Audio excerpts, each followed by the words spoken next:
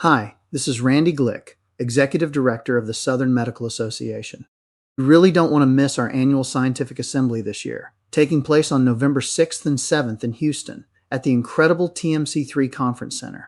This year's meeting offers practical, evidence-based CME on key topics that address common state licensure requirements. The assembly also provides you with valuable opportunities to network and collaborate with colleagues from across the region.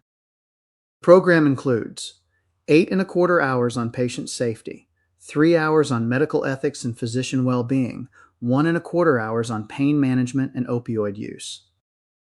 There is also a 6-hour hands-on point-of-care ultrasound boot camp on November 5th. In addition to all this CME, you'll enjoy 2 signature networking events. A reception at Dyken Park, home of the Houston Astros, on Friday evening, followed by our Houston Nights annual dinner event Saturday night.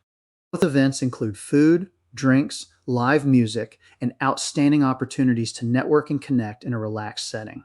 We would love to see you this year. Use this QR code to get registered soon. Spaces are filling up fast.